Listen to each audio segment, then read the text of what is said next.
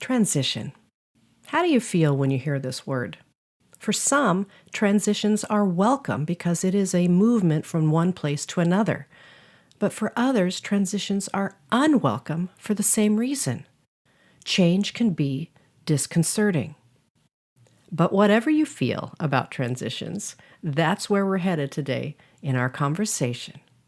I'm Jem Fadling, and it's time for I Can Do That.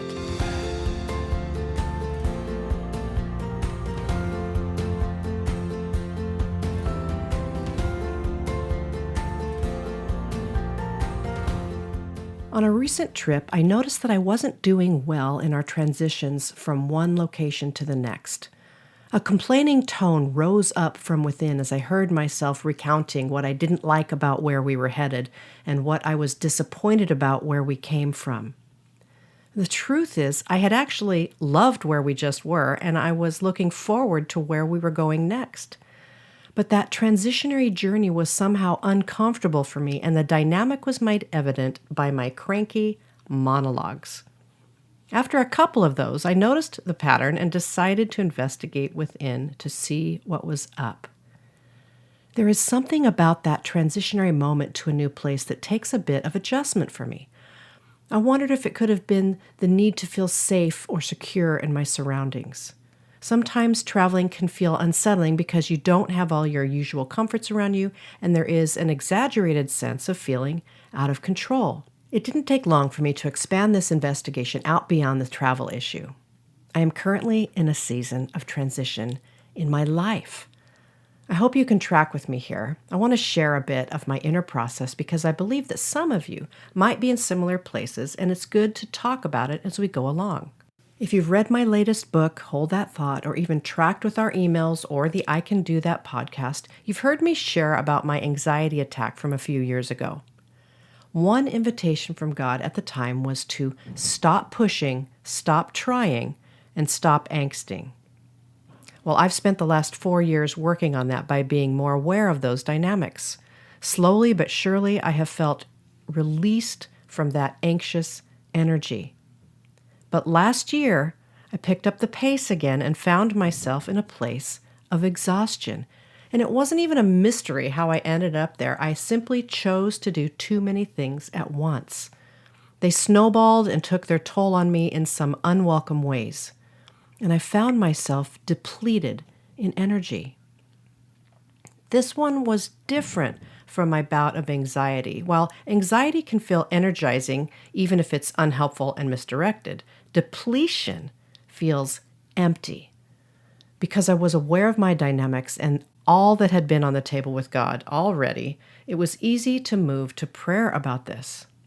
I saw what I had done, and I moved back into a responsive mode. And here was a version of my prayer. Okay, God, I've done it again, and I'm ready to pivot to yet another refreshed way. So here's the thing. I spent this last year letting go of my unhelpful ways at a deeper level. Anxiety is not the boss of me, nor am I using it as an engine to get me rolling, and that's good. And yet, I still feel in a transitionary time prior to when another, more helpful engine kicks in. The verse that is coming to mind is 2 Corinthians 5:14, where Paul says, Christ's love compels us. And that is my prayer. I want, at the deepest level, to be moved by the love of Christ for the sake of others. And this is no surprise, and it is, in fact, the core of what I've based my life on.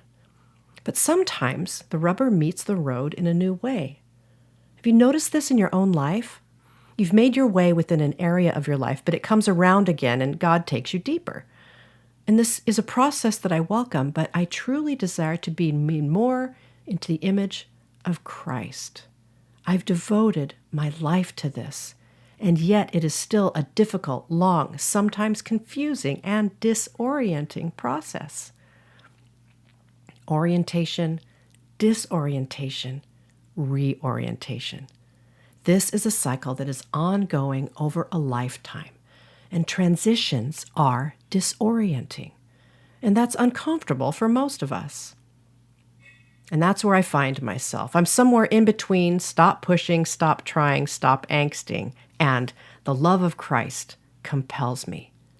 My hope is in God, and I do trust that God will guide me into my next season, where the engine that drives me is more helpful, loving, and peaceful. And this is the thing about seasons and transitions. We don't control them. We receive them and make our way through them. Transformation occurs along the way, step by step. Now, if you've made it this far, I hope you found something here that sounds familiar. I wanted to touch base right in the middle of a seasonal transition so that you might find your own vocabulary and companionship in your journey. So blessings to you if you find yourself in a transitional season. It isn't easy, but it is a part of your journey, and you will make your way through. So here's your I can do that for this week. If you are in a season of transition, here are a few questions you can hold. First, where am I coming from? And then, where do I hope I'm headed? And finally, what inner posture might I take in this uncomfortable middle spot? Remember, you're making your way forward one small, simple, and gracious step at a time.